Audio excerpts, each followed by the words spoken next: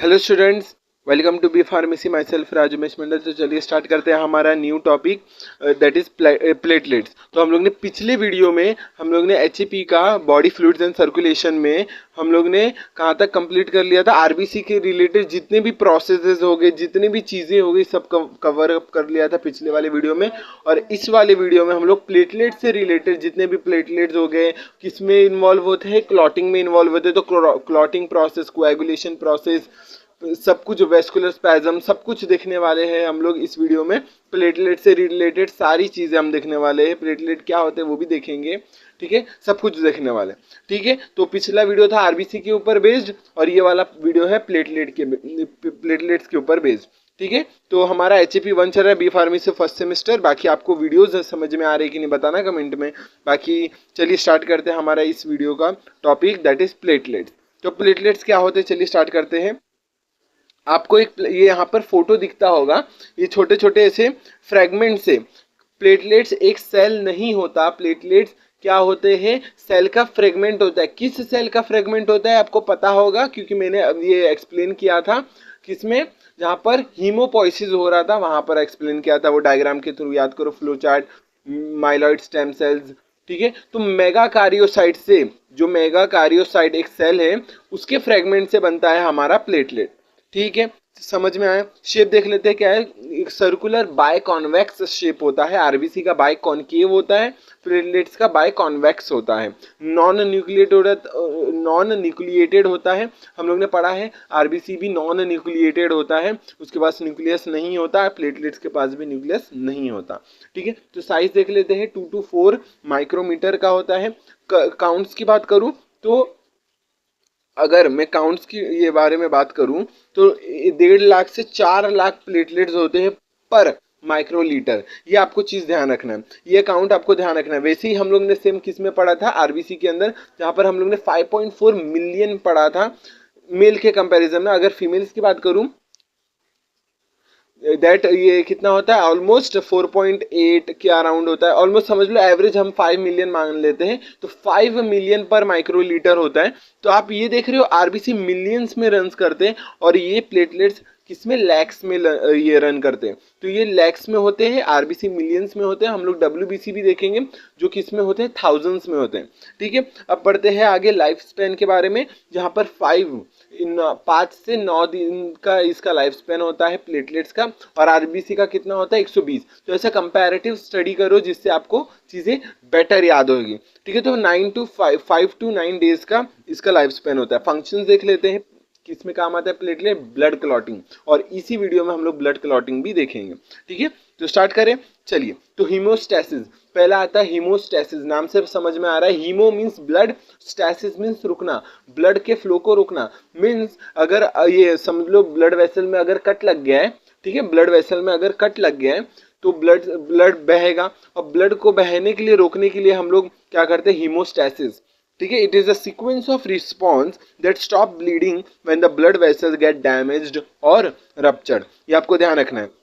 तो क्या होता है, एक तरीके का सीक्वेंस ऑफ ये रिस्पॉन्स होता है जहां पर ब्लीडिंग रोकता है। ये बेसिकली जो भी ब्लीडिंग हो रहा है, ब्लड का फ्लो हो रहा है आउटसाइड, तो उसको रोकने के लिए ये हीमोस्टैसिस प्रोसेस होता है। ये हीमोस्टैसिस क्या होता है, prevents the loss of large amount of blood from the vessel. तो वेसल से ज़्यादा ब्लड ना लॉस हो जाए, इसके कारण एक प्रोसेस होता है हीमोस्टैसिस, ठीक है, जो ये ब्लड को लॉस होने से बचाता है, ठीक है। हिमोरेज वर्ड क्या होता है, haemorrhage means loss of blood, large amount of loss of blood, ठीक है। लार्ज अमाउंट में ब्लड का लॉस हो जाना इज हिमोरेज, और इसी हिमोरेज को रोकने के लिए हम लोग को क्या एक प्रोसेस होता है, हीमोस्टैसिस, वो हमारे बॉडी में होता है। अगर कोई वेसल हो गया, डैमेज हो गया, जिससे खून बहुत बाहर आ रहा है, तो हीमोस्टैसिस प्रोसेस होता है।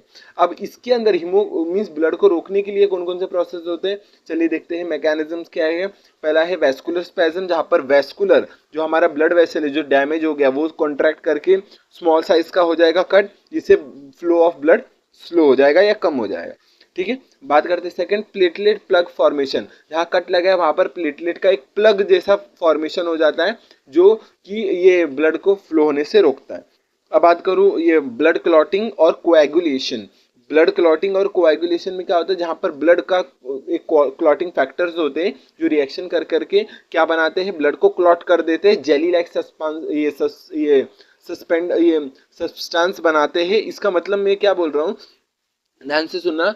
जेली लाइक का मतलब क्या है आपको पता है, अगर ब्लड फ्लूइड के फॉर्म में रहेगा तो वो फ्लो करता रहेगा, लेकिन अगर वो जेली मास हो गया, ठीक है, जेली लाइक मास हो गया तो वो फ्लो नहीं करेगा, ठीक है। तो वो चीज़ है, यहाँ तक क्लियर है। आगे बढ़े, वैस्कुलर स्पैज्म पढ़ लेते हैं। तो वैस्कुलर स्पैज्म क्या होता है, चलिए पहला स्टेज है ना, मैकेनिज्म का पहला स्टेज है वैस्कुलर स्पैज्म, तो चलिए वो देख लेते हैं।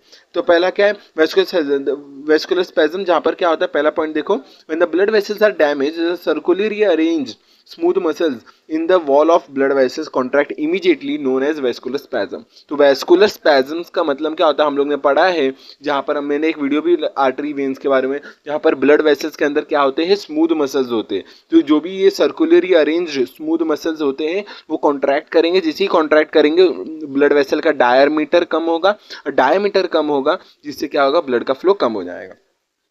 बेसिकली ये चीज़ क्लियर है यहाँ तक। This reduces blood loss for several minutes to several hours, providing time for other hemostatic mechanisms to work. आपको ये पता है, तो सबसे पहला जो होता है, जैसे अगर मान लो ब्लड वेसल को कट लगा, वहां से ब्लड फ्लो निकलना, बाहर आने लग गया, ठीक है, आपको चोट लगी, ब्लड खून बाहर आने, जो पहला मैकेनिज्म सबसे पहला वर्क करता है, जब से फास्ट वर्क करता है, वही ये है वैस्कुलर स्पैज्म। यहाँ पर फटाफट जो भी उसके आजू बाजू के मसल्स है वो कॉन्ट्रैक्ट करेंगे, जिससे जो भी कट लगा है वो उसका होल कम हो जाएगा, होल कम होगा तो ब्लड का फ्लो कम हो जाएगा।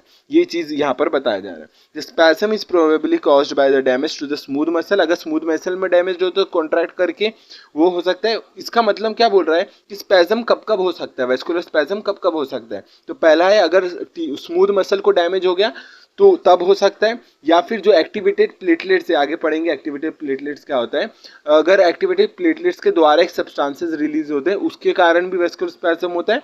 दूसरी और तीसरी चीज, अगर पेन रिसेप्टर एक्टिवेट हो जाए, ठीक है, एक्टिवेट हो जाए तो वो इनिशिएट कर सकते हैं हमारा, that is spasm, vascular spasm.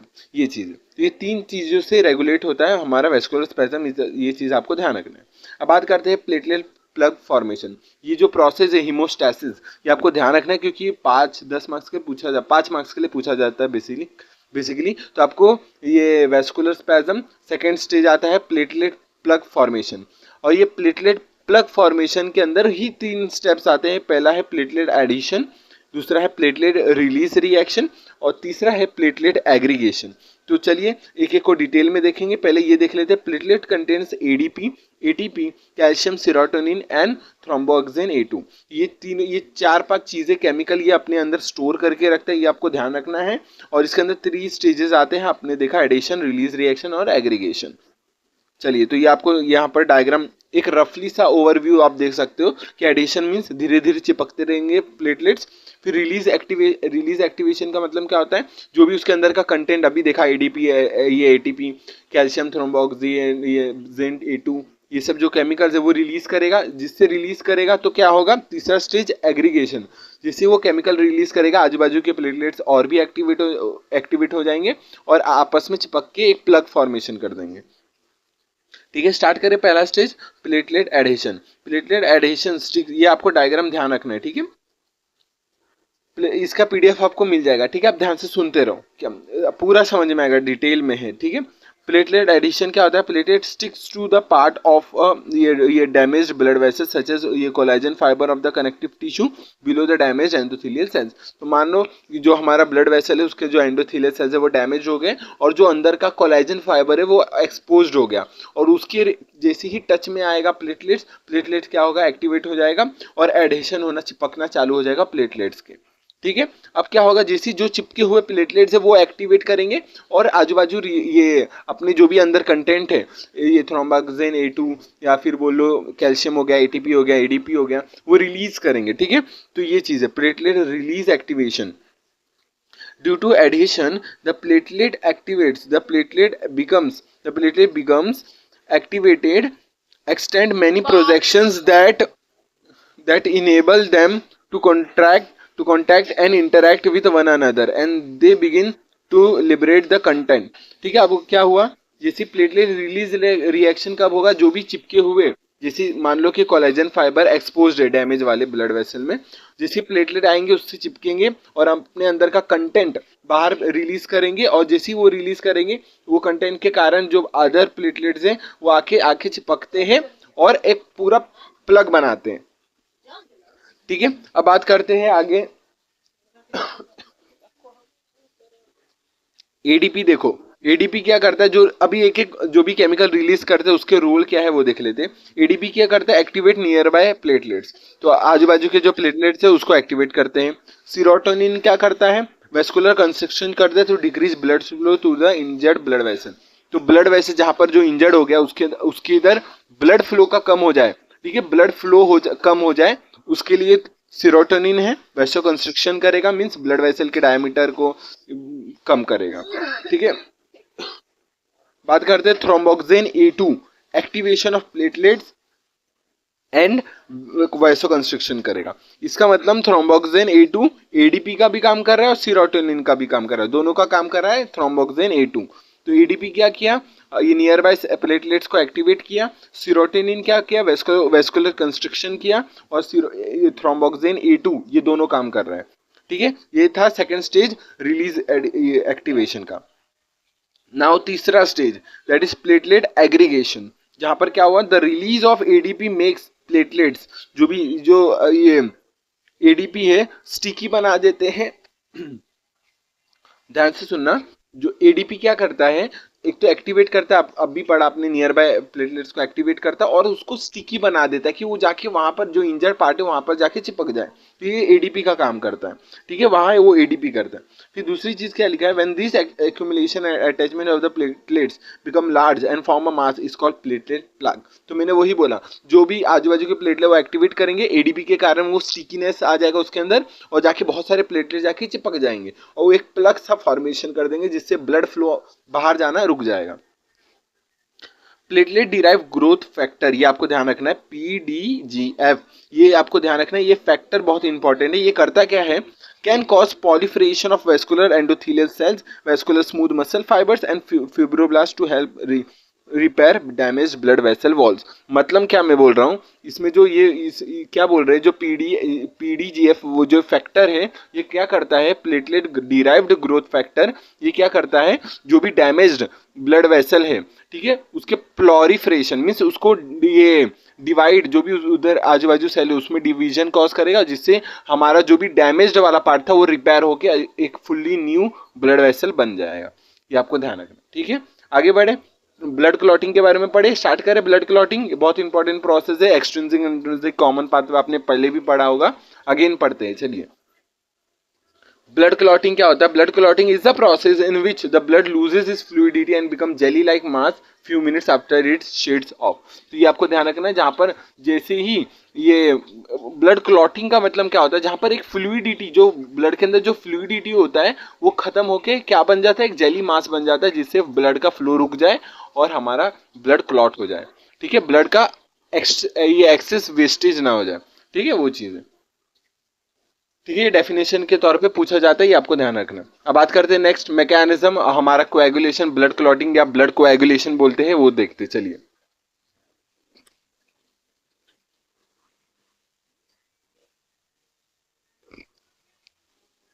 चलिए स्टार्ट करें मैकेनिज्म। चलिए, तो ब्लड ये clotting involve several substance known as clotting या कोएगुलेशन फैक्टर। ठीक है, तो ये आपको पता होगा कि ब्लड क्लॉटिंग के अंदर बहुत सारे फैक्टर्स आते हैं जिसको क्लॉटिंग फैक्टर्स बोलते हैं, जो एक्चुअल में कॉज करते हैं क्या, coagulation. Each clotting factor activates many molecules of the next one in a fixed sequence. Finally, a large quantity of insoluble fibrin is formed. बिल्कुल सही है, जो एक large amount of insoluble fibrin thread बनेगा, जिससे वो थ्रेड बन जाएगा और क्लॉट फॉर्म हो जाएगा और जिससे ब्लड का रुक जाएगा ब्लड फ्लो। ठीक है, clotting can be divided into 3 stages. अब इसके अंदर 3 स्टेजेस आते हैं, आपने ये पहले भी पढ़ा है, एक्सट्रिंसिक, इंट्रिंसिक और कॉमन पाथवे। जो एक्सट्रिंसिक और इंट्रिंसिक दोनों पाथवे क्या करते हैं, कॉमन पाथवे जाके बनाते हैं और फाइनली ब्लड क्लॉट हो जाता है, इनसोल्युबल फाइब्रिन बन जाता है। और एक्सट्रिंसिक क्या होता है, शॉर्ट होता है, थोड़ा कम स्टेप का होता है और जल्दी हो जाता है। और इंट्रिंसिक थोड़े बड़े स्टेप्स के होते हैं, ज़्यादा स्टेप्स के होते हैं और उनको टाइम लगता है ये प्रोसेस करने में, इंट्रिंसिक वाला। ठीक है, आगे बढ़े। ये आपको रीड आउट करना पड़ेगा, ठीक है, मैं PDF प्रोवाइड करूंगा, या फिर ये पूरा टोटोरा से लिया गया है, आप टोटोरा से देख सकते हो, ठीक है। एक्सट्रिंसिक इंट्रिंसिक पाथवे दोनों ही साथ में चलते हैं, लेकिन एक्सट्रिंसिक कम स्टेप का होता है, वो पहले होता है, और फिर इंट्रिंसिक, पर दोनों साथ में चल रहे होते हैं, ठीक है। स्टार्ट करें। एक्सट्रिंसिक आपको और इंट्रिंसिक ये आपको ध्यान रखना है। जो ये वाला जो साइड वाला जो ब्लू वाला मैं बता रहा हूँ, ये आपको ध्यान रखना है इंट्रिंसिक के लिए, और एक्सट्रिंसिक के लिए आपको सीधा आपको ये वाला जो है यहाँ पर वो दिया गया है, वो सीधा आप फॉलो कर सकते हो। लेकिन जो इंट्रिंसिक यहाँ वाला दिया है वो बहुत छोटा है, तो आपको 5 मार्क्स के लिए उतने मार्क्स नहीं मिलेंगे अगर बस इतना सा लिखे तो, ठीक है। तो उसके लिए हम लोग को इंट्रिंसिक के लिए ये दिया है और एक्सट्रिंसिक के लिए ये वाला दिया है, ठीक है। चलिए स्टार्ट करें। बात करते हैं एक्सट्रिंसिक पाथवे, फिर then intrinsic pathway. Extrinsic pathway में देख सकते हो यहाँ पर क्या हो रहा है, यहाँ पे ध्यान से सुनना। जो ये एक्सट्रिंसिक पाथवे है उसमें क्या होता है, जैसे मान लो पहले टिश्यू ट्रॉमा हुआ, टिश्यू ट्रॉमा मीन्स टिश्यू को डैमेज हुआ, देखो कट गया ब्लड वेसल, उससे एक फैक्टर निकलता है, that is tissue factor. Tissue से जो भी ट्रॉमा, टिश्यू के अंदर जो डैमेज हो गया, टिश्यू एक फैक्टर रिलीज करती है, that is tissue factor TF। वो जैसे ही रिलीज करेगी कैल्शियम उसके साथ बाइंड करेगा और एक एक्टिवेट कर देगा फैक्टर 10 को, क्लॉटिंग नंबर फैक्टर 10 को। आपको ये जो भी फैक्टर है उसके नेम से आपको याद रखना, क्योंकि वो वाइवा सिनॉप्सिस में पूछे जाते हैं, तो आगे है स्लाइड में, आप वो देख लेना। बाकी अभी देखना, टिश्यू फैक्टर है, कैल्शियम के साथ कंबाइन होके जो ये फैक्टर 10 है, क्लॉटिंग फैक्टर 10 है, उसको एक्टिवेट कर देता है। तो ये एक्टिवेटेड 10 है, और ये एक्टिवेटेड 10 जब फैक्टर नंबर 5 और कैल्शियम के साथ जुड़ करके, ये दोनों से जुड़ करके फैक्टर नंबर 10 किसको एक्टिवेट करता है, प्रोथ्रोम्बिनेज।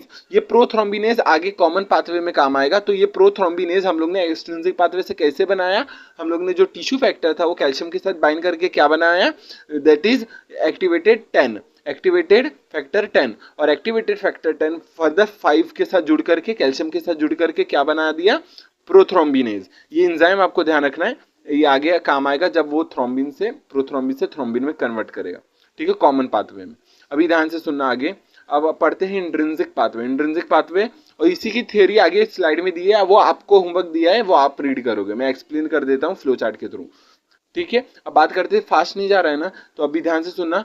ब्लड ट्रॉमा और कांटेक्ट विद द कोलेजन, इसका मतलब क्या होता है, ब्लड ट्रॉमा अगेन वही, अगर ये ब्लड का डैमेज हो गया, मींस ब्लड वेसल का डैमेज होगा, ब्लड निकल रहा है, ठीक है। तो अगर वो हुआ, सिचुएशन हुआ, तो क्या होता है, जो फैक्टर नंबर 12 है वो एक्टिवेट हो जाता है। इसके कारण, किसके कारण, जिससे जो कोलेजन एक्सपोज हो जाएगा। अब मान लो कि ब्लड वेसल डैमेज हुआ, उसके अंदर का जो कोलेजन है वो एक्सपोज हो जाएगा, तो जैसे एक्सपोज हुआ, ब्लड उसके कॉन्टैक्ट में आया, तो क्या होता है, फैक्टर नंबर जो 12 है, ठीक है, 12 है, वो एक्टिवेट हो जाता है, फैक्टर नंबर 12 वो एक्टिवेट हो जाता है। तो उसको एक्टिवेटेड को कैसे सिंबल दिया गया है, X11 मीन्स वही 12 लिखा है और नीचे A लिखा है, मीन्स एक्टिवेटेड।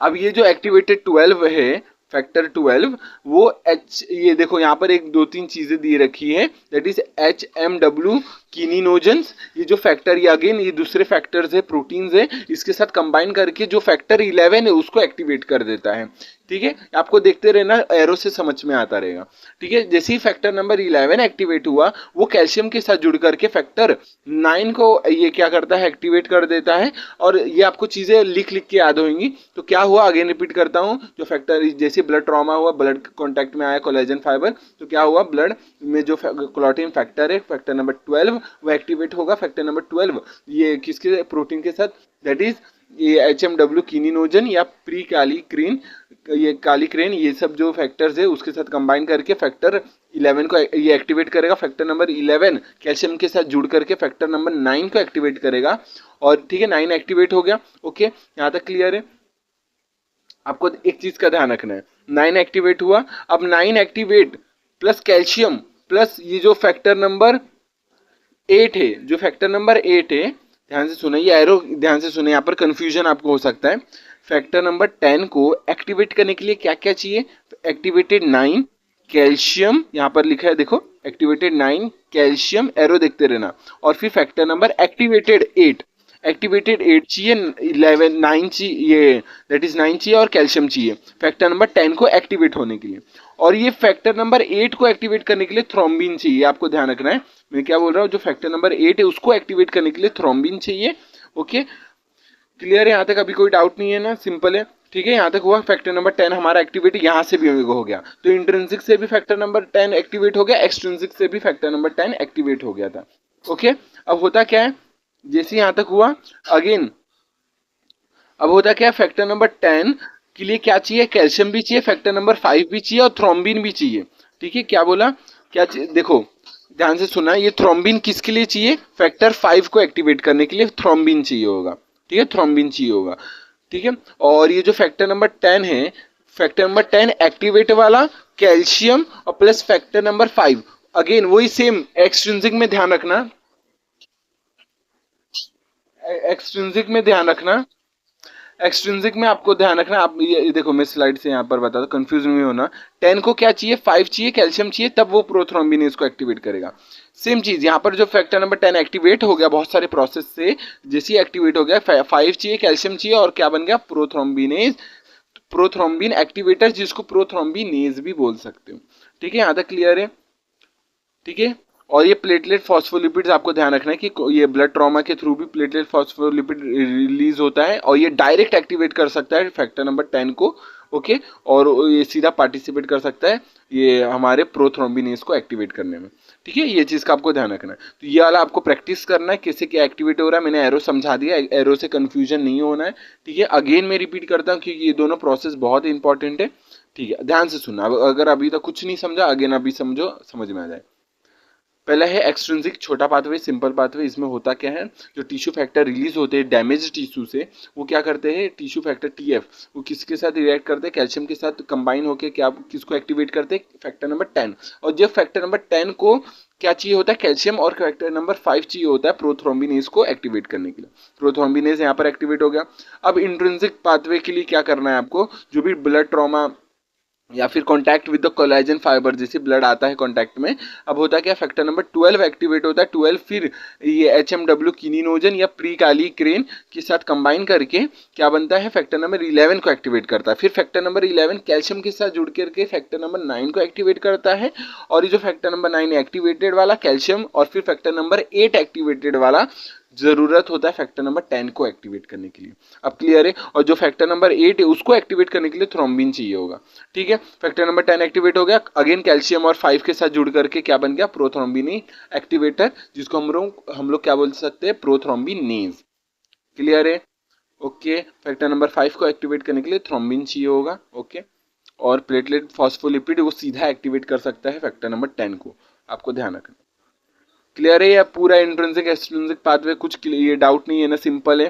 ठीक है, यही आपको थ्योरी के फॉर्म में ये 2 स्लाइड्स पे आपको लिखी गई है, आपको ये चीज़ का ध्यान रखना है, आपको रीड करना है, आपको पूरा वही सेम चीज़ लिखा है। ठीक है, अब बात करते हैं कॉमन पाथ। कॉमन पाथवे क्या है, अब दोनों का एक्टिवेट क्या हो गया, प्रोथ्रोम्बिनेज दोनों पाथवे से। और कॉमन पाथवे में इसके आगे पे पढ़ेंगे क्या होता है कॉमन पाथवे में। यहाँ पर सुनना, कॉमन पाथवे में होता क्या है, यहाँ से एक्सप्लेन करता हूँ। कॉमन प्रोथ्रोम्बिनेज हमारा दोनों पाथवे से एक्टिवेट हो गया। प्रोथ्रोम्बिनेज क्या करता है, जो थ्रोम्बिन है, प्रोथ्रोम्बिन उसको कन्वर्ट करता है थ्रोम्बिन में। ठीक है, कैल्शियम के प्रेजेंस में, कैल्शियम के हेल्प से ये प्रोथ्रोम्बिनेज प्रोथ्रोम्बिन को थ्रोम्बिन में कन्वर्ट करेगा। और ये जो ये थ्रोम्बिन है, ये जो थ्रोम्बिन है वो देन फिब्रिनोजन को फिब्रिन में कन्वर्ट करेगा। या ठीक है, हम लोग को इंसॉल्युबल फिब्रिन बनाना है। अब वो कैसे हो रहा है वो देखते रहना। कॉमन पाथवे में क्या हो रहा है, सिंपल है ये भी, जहाँ पर ये जो प्रोथ्रोम्बिनेज है वो प्रोथ्रोम्बिन को थ्रोम्बिन में कन्वर्ट करेगा, एंड जो थ्रोम्बिन है वो फिब्रिनोजन को फिब्रिन में कन्वर्ट करेगा।